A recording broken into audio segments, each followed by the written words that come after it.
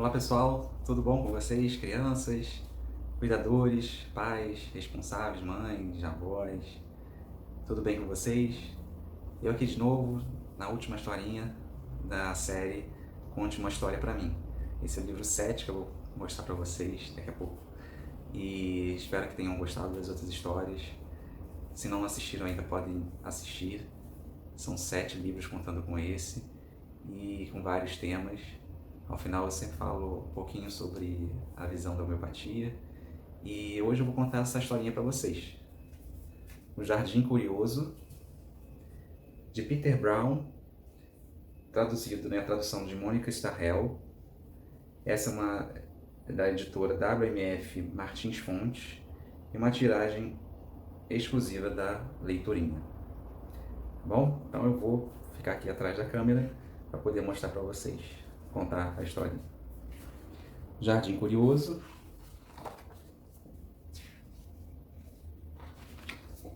Era uma vez uma cidade que não tinha jardins, nem árvores, nem vegetação de nenhum tipo. A maioria das pessoas passava o tempo todo dentro de casa. Dá para imaginar que era um lugar muito sombrio. Essa é a cidade, as fumaças, bem escura, né? No entanto, havia um menino que adorava passear. Até em dias chuvosos, quando ninguém saía de casa, o menino Lian saía patinando, feliz pela vizinhança. Foi numa manhã assim que Lian fez um monte de descobertas surpreendentes. Ele estava andando por perto da antiga estrada de ferro, como fazia às vezes, quando deu com uma escada que por dentro de uma coluna subia até a linha do trem. A estrada de ferro estava desativada havia muitos anos, e como sempre tinha desejado andar pelos trilhos, Lian aproveitou a oportunidade. Olha o Lian, aqui a estrada de ferro antiga. O menino curioso subiu correndo pela escada, abriu a porta e chegou à linha do trem. A primeira coisa que ele viu foi um canteiro colorido. As últimas coisas que esperava encontrar ali eram plantas e flores silvestres. Mas quando olhou mais de perto, constatou que as plantas estavam morrendo. Precisavam de um jardineiro. Olha as plantinhas.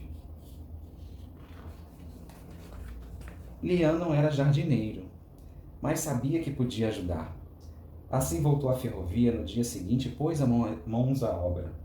As flores quase se afogaram e ele teve alguns problemas na poda, mas as plantas esperavam, pacientes, Lian encontrar a melhor maneira de cuidar de um jardim. Olha o Lian cantando, falando, podando, molhando. As semanas foram passando e aos poucos Lian começou a se sentir como um jardineiro de verdade. A maioria dos jardins fica em um lugar determinado, mas aquele não era um jardim comum. Com quilômetros de ferrovia pela frente, ele crescia sem limite, queria explorar novos lugares. Os matinhos e musgos mais resistentes foram os primeiros a se deslocar. Brotavam ao longo dos trilhos, avançando, seguidos de perto pelas plantas mais delicadas. Nos meses seguintes, Lian e o Jardim Curioso foram explorando todos os cantos da estrada de ferro. Tudo crescendo, se espalhando, olha só, tomando conta da cidade. Olha o Lian, no meio do jardim, das flores. O Lian novamente, a antiga estrada de ferro, as flores crescendo, os matos. Depois de ter se dedicado ao jardim durante a primavera, o verão e o outono, no inverno Lian teve que interromper sua atividade na ferrovia. Aquele ano, espessas camadas de neve cobriram a cidade, naquele ano. E pela primeira vez depois de se tornar jardineiro, Lian não pôde visitar as plantas. Olha a neve, cobriu tudo. Olha ele. Em vez de perder tempo se preocupando com o jardim, Lian passou o inverno preparando-se para a primavera. Depois de 3 meses de frio, a neve finalmente começou a derreter e Lian voltou à ferrovia levando seu novo equipamento de jardinagem. Olha o Lian estudando, aprendendo mais sobre jardim, sobre jardinagem, e ele continua com novos equipamentos. O inverno tinha deixado suas marcas no jardim, mas graças ao planejamento de Lian, as suas novas ferramentas e uma pequena ajuda do sol, as plantas logo despertaram de seu sono de inverno. Aqui o inverno mudou nas plantas, ele se dedicando, e aqui como elas se desenvolveram, despertando do inverno. O jardim sempre tinha desejado explorar o resto da cidade, e naquela primavera finalmente estava pronto para a empreitada. Mais uma vez os matinhos e musgos resistentes tomaram a dianteira. Foram brotando mais longe da ferrovia, sempre seguidos pelas plantas mais delicadas. O jardim tinha curiosidade especial por coisas velhas e abandonadas. Olha o jardim crescendo, se espalhando. Algumas plantas brotavam fora de lugar, em cima da placa, aqui no hidrante, de rua. Outras brotavam misteriosamente de repente, dentro de carrinhos, dentro de vasos, de planta, né? Mas o que brotava de modo mais surpreendente eram os novos jardineiros. As crianças se interessando, as pessoas da cidade, moradores.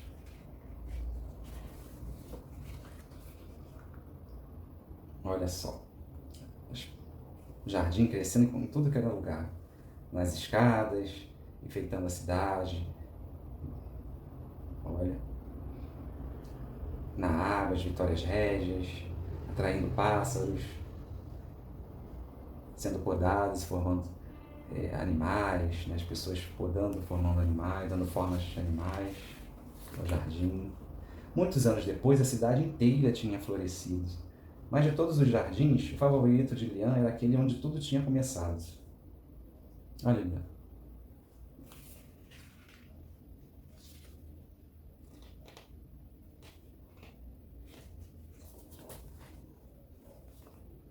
Na verdade, aqui já é o Lian mais velho. E aqui a cidade, toda florida, toda arborizada, o jardim se expandindo. Na verdade, gente, aqui eu voltando a essa figura, muitos anos depois, então Lian já é esse, e aqui são os filhos dele. E a esposa, a mãe das crianças, né? Levando os filhos para ajudar ele no jardim. E aqui o jardim da cidade, como eu mostrei. Nota do autor. Muitas vezes parece impossível a natureza vicejar numa cidade de concreto, tijolo e aço. No entanto, quanto mais viajo, quanto mais observo o mundo à minha volta, mais constato que a natureza sempre explora avidamente lugares que esquecemos. Em todas as cidades podemos encontrar flores, relvados e até pequenas florestas que crescem espontaneamente. Basta procurar. Na região oeste de Manhattan há uma velha ferrovia elevada, a High Line. Durante décadas, seus trens correram ruidosamente acima da cidade, mas em 1980 a High Line foi fechada e esquecida. Sem gente nem trens em seu caminho, a natureza ficou livre para ocupá-la. Ao longo dos anos, lentamente os trilhos enferrujados e o pedregulho foram dando lugar a flores silvestres e árvores. E hoje, ao olharmos para a ferrovia, vemos um jardim viçoso que caminha sinuoso sobre as ruas e entre os edifícios. Desde o capim que irrompe através das fendas de uma calçada, ou a mudinha de arnica agarrada a um muro de tijolo, até uma relva serpenteando ao longo de uma ferrovia abandonada. A natureza pode se manifestar nos lugares mais improváveis. Tudo isso me fez ficar curioso. O que aconteceria se uma cidade inteira realmente resolvesse cooperar com a natureza? Como a cidade se transformaria? Como tudo começaria? De Peter Brown. Aqui na contracapa, um depoimento, uma fábula discreta e inspiradora sobre a renovação urbana que certamente cativará as imaginações. Publishers Weekly.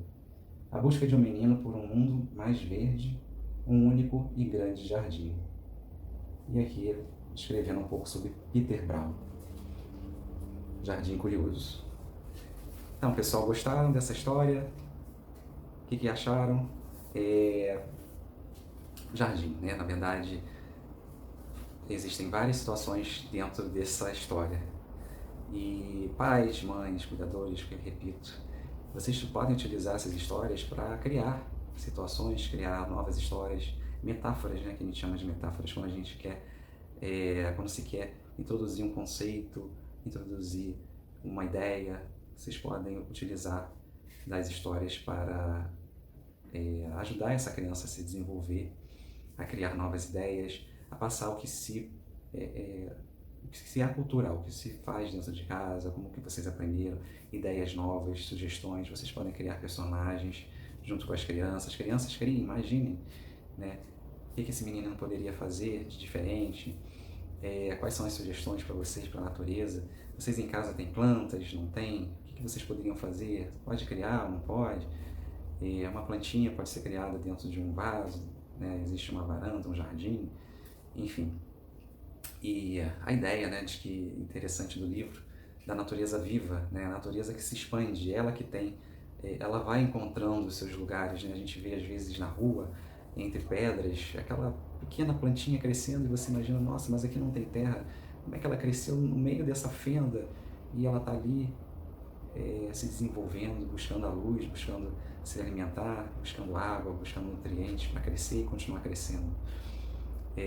A natureza ela se expande, né? E dentro de algumas coisas que eu já falei sobre elementos dentro da homeopatia, né, existe a consciência coletiva, a consciência individual. Nós, como consciência coletiva, né, fazemos parte de um todo, fazemos parte de uma natureza.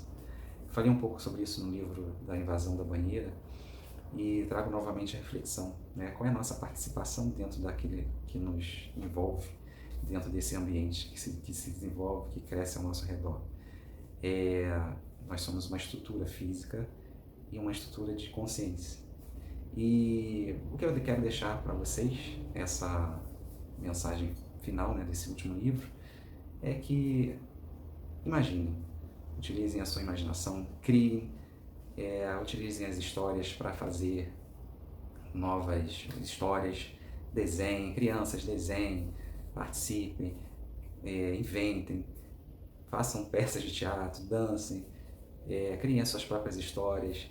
Vocês perceberam também no livro, né, que o Lian, personagem principal, ele no momento em que a natureza estava ocupada com, né, cobria essas plantas com gelo, ele passou a ler, né, de que forma ele poderia mudar, de que forma, que é o aprendizado, né, de que forma ele poderia melhorar essas técnicas que ele estava executando ali no jardim, de jardinagem, né, como é que ele pode cortar uma planta melhor, para ela poder crescer melhor, qual é a planta que de repente vai crescer melhor próxima de uma outra, enfim, o aprendizado, né, a gente está sempre aprendendo diariamente com pessoas, com situações, e de que forma você pode desenvolver isso com seus filhos, com seus amigos, com seus pais, com seus parentes, de que forma criar novos ambientes, novas situações mentais para que você possa se desenvolver, mesmo adulto, né? A gente, quando adulto, a gente acaba, por alguns momentos, né, focando em determinadas situações e deixando outras de lado, né? E as crianças repuxam isso, né? Trazem isso de volta para a gente. Interajam, divirtam-se, importante é se divertir. E é isso, pessoal. Comentem, deixem sugestões, se quiserem sugerir novas séries, sugiram, fiquem à vontade. Assuntos sobre homeopatia, sobre alergia e outras histórias, podem sugerir, fiquem bem à vontade para isso, tá? Obrigado por vocês terem me acompanhado aqui até agora, nessa série, e espero vocês numa próxima história, numa próxima série, em outros momentos. Continuem me acompanhando, estou nas outras redes sociais também, Facebook, Instagram, Dr. Davidson Tavares, né? Dr. Davidson Tavares. Me acompanhem por lá. Espero vocês, espero encontrá-los novamente. Então, até breve. Grande abraço para vocês, grande abraço família, crianças, e espero vocês num próximo vídeo, num próximo momento. Até já. Tchau, pessoal.